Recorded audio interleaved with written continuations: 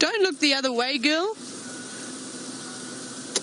Right, let's see. It's definitely a female leopard, but I will tell you in a moment as to who this actually is. Oh, no, it's very difficult to see. But we can see those smudges. Can you see that? That on the left-hand side of her face, she has got 4 spots. And if I remember correctly, this is indeed the young Ingrid Dam Female. We'll have a double check though, because I have a photo on my phone. So I'm going to open the picture very quickly of her that I saved of her, and then we'll be able to confirm it. Let me find it while you have a look at this lovely leopard. Obviously, ideally, we'd like to see that injury on her rump, and then we can take it from there. Right, let me quickly find it for you. I think it's all the way down at the bottom. Give me 2 seconds. Come back, photo. Where are you? But you can see how she's positioned herself quite nicely up in this tree. And this is why it also makes me think if it is the young Ingrid Dam Female, because we know how she was sort of lying like this the last time we saw her. And I can confirm, I brought up the photo that I took of her, and I'm just having a look at the spots on the left-hand side of her face. She's got 2 spots, then 1 above the second spot if we're starting from the nose, and then 2 spots that are joined as a smudge almost, and that makes it 1. So this is indeed not the Nchila female, or Salahashia, of course. This is our lovely girl who we're just starting to see. The young Ingrid Dam Female, who's quite young. She was born in, I believe, 2014, around September. So that makes her just over 2 years old. Isn't she a beautiful girl? And I think this is quite a lovely position that she's dangling from. I may have to chat on the radio every now and then, just to keep in touch with the Arathusa guides. Unfortunately, it's actually just me here in the sighting at the moment, so I've got no one to handle the radio for me. But isn't this incredible that Tingana wasn't wanting to play games and sort of show his face to us this morning, but thankfully we've managed to find this beautiful leopardess. And I'm glad to see that she's well. I know a few of you were concerned about the injury that she had on her rump. I think you can sort of see it there. I think that's sort of it. You can see where, you see where her tail sort of joins with her bum, if you can sort of see that. You see how the hair looks like it looks like it's been licked quite regularly, and I don't know if you can see, the hair looks almost like it's got saliva stuck to it. Now, that would be an indication that there is probably a wound there. You know how the cats, if they do have a wound they can reach, they will constantly groom it to try and keep it clean. Now, obviously, we will be able to see it if she moves her bum around a little bit, but we'll just have to wait patiently. But I think that spot pattern that she has on the left side of her face is quite unique, with those 2 spots that have joined to sort of make 1. And I have to say thank you again to Crystal and all her hard work with helping and doing some investigating and helping us successfully identify this leopard and come sort of to terms with what really is going on and not misidentify the cats. Isn't this lovely? It's a pity we've got a bit of a grey sky as a background, but it seems as though the sun is trying to poke through, and maybe we will get a clear sky. The wind is a little bit of a breeze, not too much. And she doesn't look too thin either. It's quite difficult to see her stomach, but it looks like it's bulging slightly from the side, so maybe she's had something to eat. I'm also just scanning the tree now to see if I can see any old carcasses. It doesn't seem that way. It seems as though she's just perched herself up here to have a little Thursday morning siesta. Now, no, Dark Tranquility this morning is wondering if this lion, it's not a lioness, this leopardess is going to get a name soon. I think, well, I'm hoping so. I think she's old enough now. I know she's just over 2 years old, so I suspect that she would perhaps get a name. And maybe once they officially sort out the confusion of the misidentification of this leopardess and Nchila, then will they give her a name. But it's something to look out for, and that will probably have to be addressed in the up-and-coming weeks. Now, I did see some impala dashing past, but in the far distance, they've disappeared now. She doesn't seem to have spotted anything, though. I think she's in dreamland at the moment. Now, remember the other afternoon, a few afternoons ago, we were quite fortunate to come across the two cheetah brothers. And there was a couple of questions on how do you tell the difference between a cheetah and a leopard. And we looked at the differences of the cheetah. And I think it would be quite a nice opportunity to have a look at a leopard now. Now you can see on their feet and going up towards their hind quarters, there are in fact actual spots. But as you go up and slowly make your way around to the rest of her body, you'll see that those spots then turn into rosettes. Can you see that beautiful patterning there? Now this is unique, of course. Jaguars and leopards have these rosettes on them. And then if you go towards her face, you will clearly see that she is lacking those trademark teardrops that sort of run from the corners of the eyes right down towards the mouth that we would normally see on a cheetah. And you can see those rosettes then become spots again around her face. And of course, I think that the patterning by their whiskers is way more prominent than what you see on the other cats. And of course, leopards are a little bit more robust than cheetah. Cheetah are taller, but they seem to be more slight, more slender, and well adapted for running fast. You can see she's panting quite hard, though. She obviously has got a full belly, and with the bit of heat that we're having, she might be feeling a little bit uncomfortable.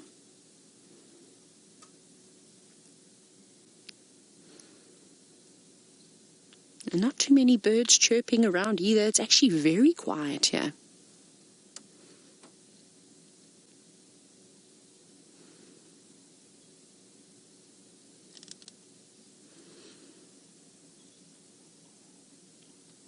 And this looks like to be possibly a female marula tree, which is quite exciting that she's sitting in. So remember that fruit that I showed you this morning? Now, this tree will definitely get fruit. I think you can see the leaves all starting to develop now, and there's very little vegetation at the base of the tree, which is actually how I know that it is a female marula tree. Normally you see very little sort of branches and no grass at all almost around the base of female marulas, because they're the only ones that bear fruits. So with all the animals coming around to feed on them, they sort of bulldoze the vegetation over. Now, we've been seeing her sort of all over the show. It seems like she's moving in between the various properties. And I know that Angela and Brian from Missouri is wondering if she's in danger from Karula and her daughters because she's in her territory. Now, you're quite correct in thinking this, Angela and Brian. And she is indeed in a little bit of trouble. And I think that's why she hasn't found a permanent home just yet. She's sort of living in between all the other leopards' territories. But I believe she's been hanging around on Arathusa the last couple of weeks. And then prior to that, I think she spent most of August and September on Elephant Plains, so a little bit further south from where we are now. And I'm sure she'll eventually find a gap, though, somewhere to sort of move in. And it's quite unusual that she's come so far north. I mean, her mother is from Londolozi, the northern sectors of Londolozi. Normally what happens with the leopards is that they do open up territories. They'll chase other females out so that their daughters can have a spot right next to them. But it seems as though that didn't happen. Possibly that the density of leopards is just much larger than what it is up here further north, and there just wasn't a spot for her. So it's okay, though. It happens occasionally, though, where they have to move quite far from home. She seems to be doing all right. I think she did have a bit of a battle, though, with one of the leopards, whether it was Salahashe, Karula, Shadow. I'm not sure who she stumbled into and sustained that injury on her tail. But like I said, it's just a bit raw. It's not a massive gash or anything. I don't think it's causing her too much trouble. And I'm sure she would have learned from that experience as well. I think that's the first thing that happens with leopards, is that become quite blasé because they've lived their entire lives with their mothers and they had mom to protect them, almost like what we see with the lions and their little cubs. They think that they're invincible until they have to go out on their own. And then, well, I'm sure that every lion, especially the male lions, have at least one run-in and realize and get put back into their place. And I think that's what happened with this leopard. Isn't that a beautiful shot of her tail just dangling down from that tree? And that's always my favorite part of a leopard, when they're attempting to stalk or listen out for something to potentially hunt, is how that tail twitches. And I always describe it, it's like their brain is thinking. Now, I very quickly just want to update this sighting. There's still one mobile lock with Mafazi Ingwe. We're sort of halfway between second windmill and Ndlela. She's Lalapanzi Pazulu Hlahla. Just quick.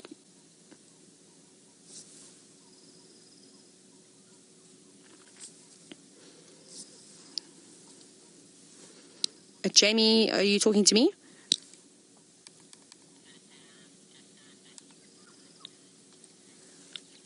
You're welcome to make your way straight in. No one else has responded. If somebody else that's closer does, I'll just put you on a standby. Here we go. Sorry, just sorting out that sighting there. Someone else wants to quickly come and have a look at this beautiful leopard, and I mean, you can't blame her. This is what we are always asked for as guides, is can we see a leopard in a tree?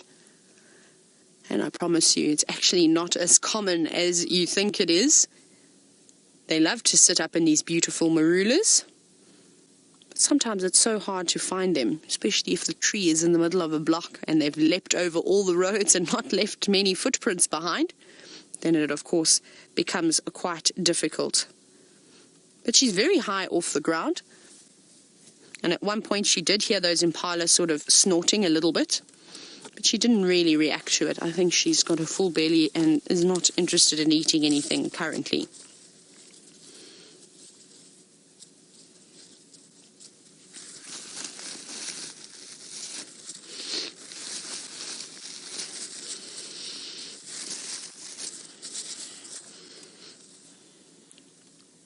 Just a gentle breeze in the background. You can see the marula leaves slowly or slightly fluttering.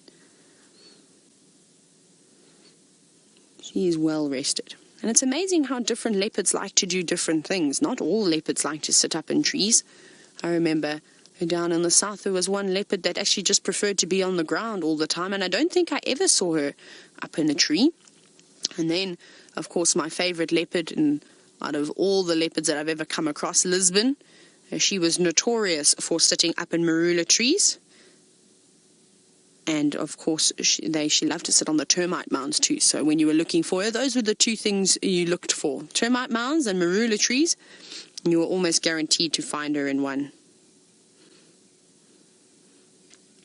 Now, we've been lucky. We've been seeing so many different leopards. We had a quick view of Tingana this morning. We, of course, have got the young Ingrid Dam Female up in the tree. And I know, Sarah, you were asking this morning, how many leopards live in this region? Now, it's quite a big area, but if we talk about the traversing areas that we sort of are allowed to drive on, there's quite a few. I'll probably have to count them all, but let's give it a rough guess. I'm going to say at least about 10, a minimum of 10 leopards. Mainly those are females, and then we see a couple of males every now and then. I suppose actually even more now with all the cubs. Let me quickly, let's watch her for a bit. I'm going to do a bit of counting of all the leopards that I've seen. Obviously there's a few that I haven't seen just yet.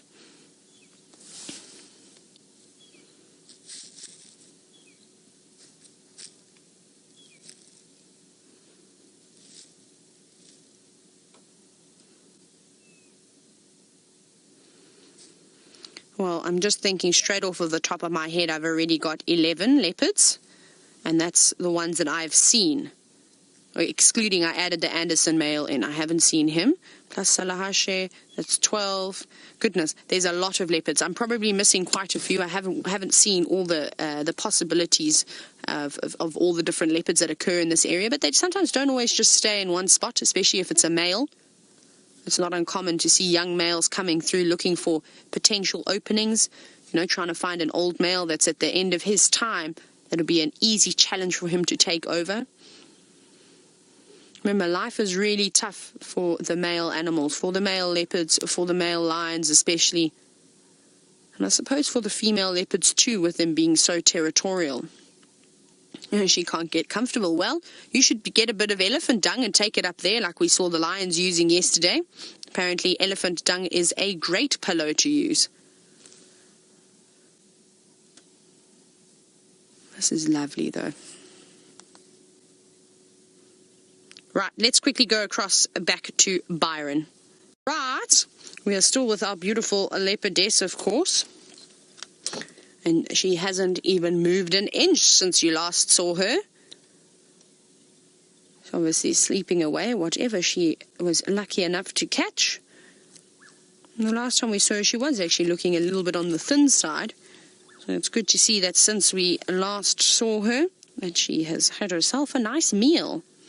The fact that she turned down the impala that ran past, that was so close, means that she is doing okay. And she's fast asleep though.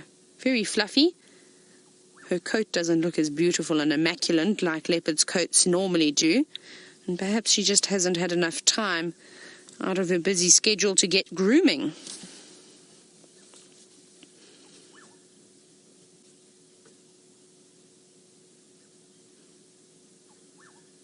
You hear the black-headed oriole in the distance calling.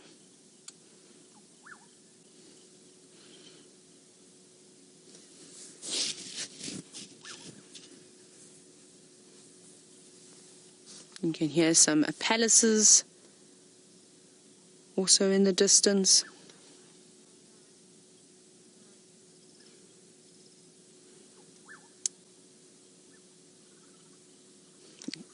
Sounds like a couple of green wood hoopoes. All the birds are starting to come alive now.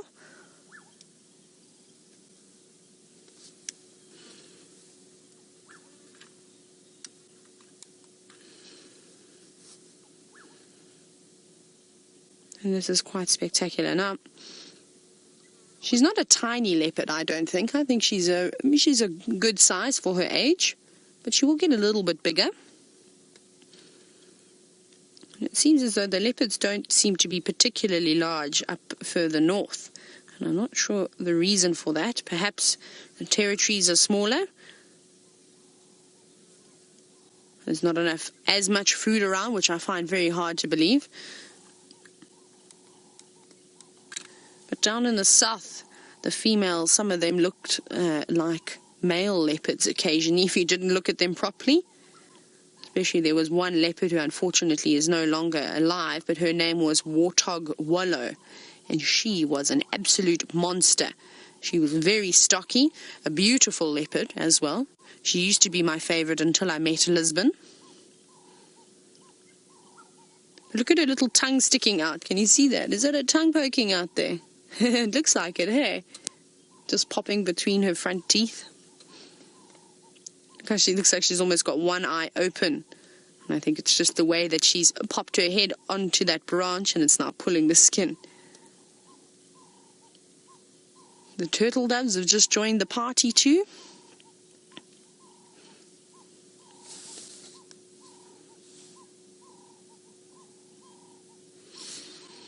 Now, chatting about my favorite leopard, Lisbon. I know that James is requesting if I've got any special stories that I'd like to share with you about her. Now, I've got many stories about Lisbon. She was such a lovely girl, and she wasn't shy either. She loved the vehicles, she loved the camera. She did move a little bit like Karula. She often liked to move along the drainage lines, but those were her favorite spots to hunt, of course. And I've got so many stories, but I'll tell you one of my most amazing leopard experiences that I've ever had.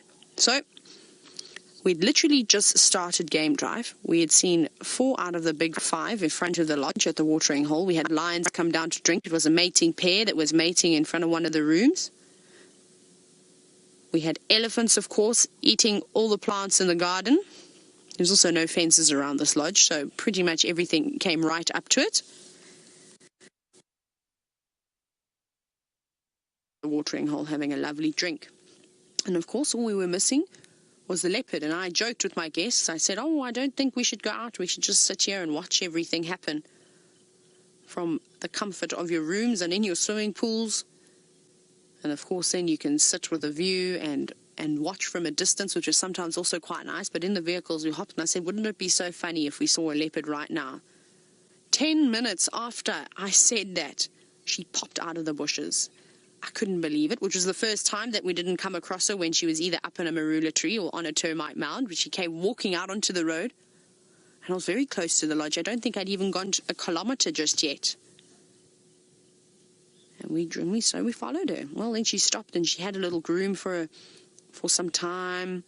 And we thought, oh, great. And I just watched her walking around, marking her territories occasionally, and it really didn't look like she was going to do very much at all.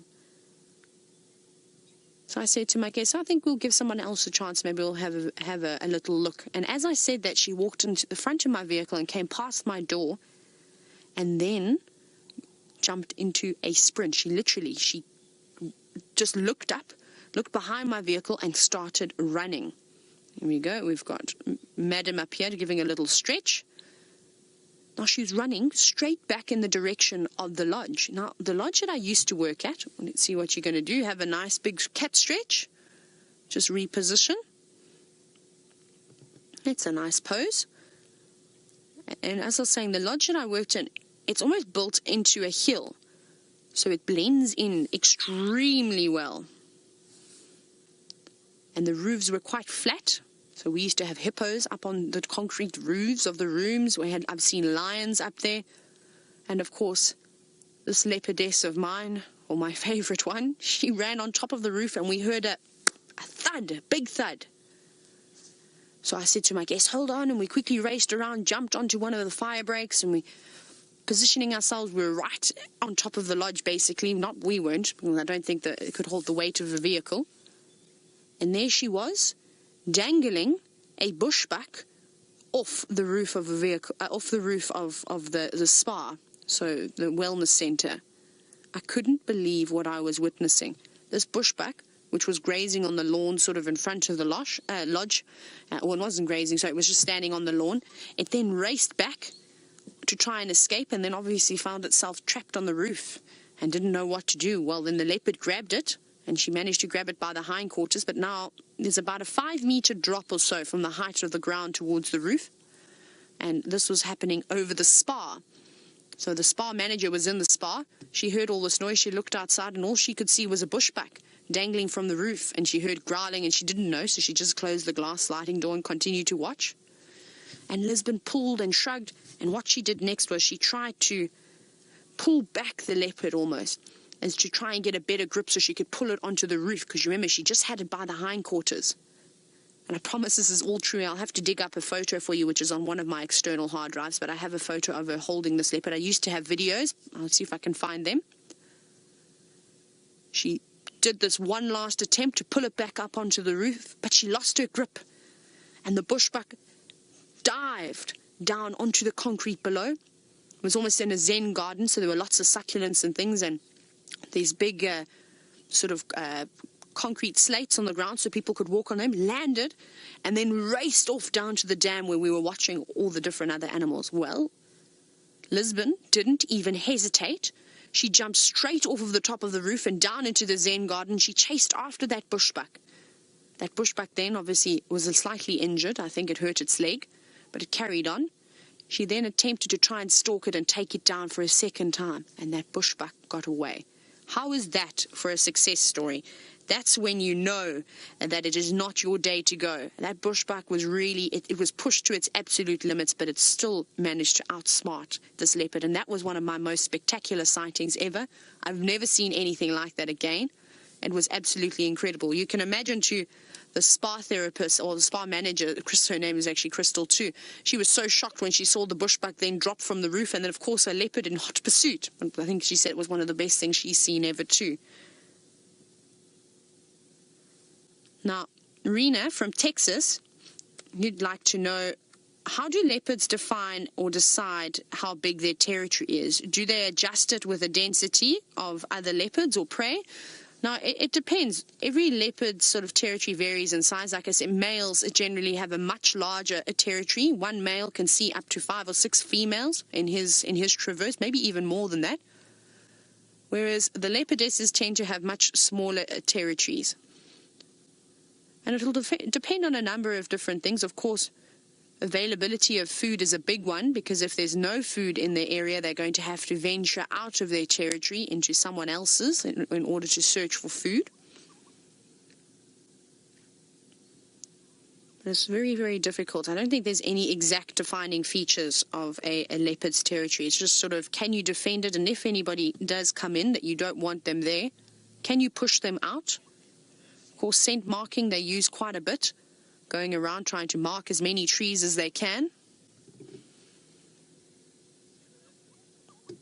And then, of course, like I said earlier, of course, mothers like to push other leopards out of their space in order to make room for their daughters. Now you can see there's another vehicle coming into the sighting. She's listening to them now. I'm going to very quickly ask Jamie to take over the sighting, just so I can turn my radio off.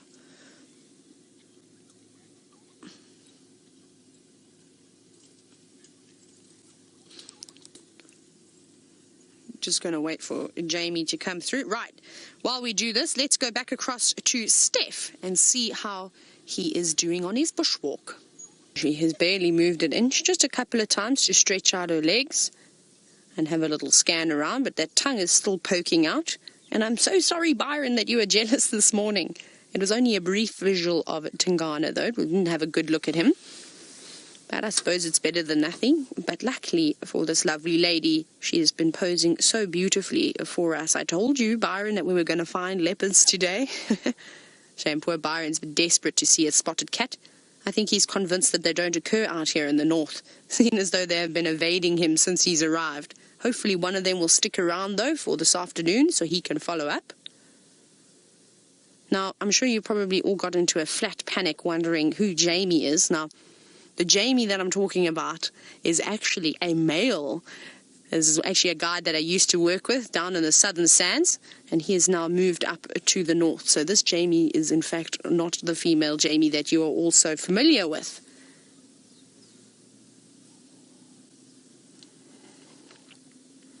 Isn't this lovely? Now, there's a couple of vehicles that are dying to come in and have a look at her. Like I said, I don't blame the guests. This is the most iconic thing that you can see of a leopard doing, is up in a tree having a sleep with its legs dangling and tail dangling. So I think we're probably going to make some room in the next couple of minutes. So grab your last screenshots. That's a beautiful angle there of her legs. And then we're going to have to move off and say goodbye to this lovely leopardess. But I don't think she'll go too far. Like I said, she seems to have a full belly. She should be all right. And will probably rest here for most of the day.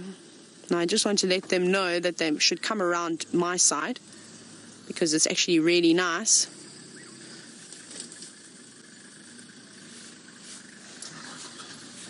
Here we go. It's a signal. It's funny how we're able to communicate with our hands, a thumbs up, and wave them around. And that's what I love about guiding, is that you form the most bizarre communication with people. How this, means come forward or go down, or that's good, no, go back a little bit, wait. You do all these types of crazy things with your hands. But I think we're going to have to head out now. We're going to give these two lovely gentlemen who have just joined the sighting a really good view. But let's carry on. Let's go back. I just want to quickly check something. Right, okay. We can slowly start moving away. I have one last little look at her, though. Right. Now, while I try and navigate out of this wonderful sighting, and I hope you all enjoyed that, let's go back to Steph, who is walking around.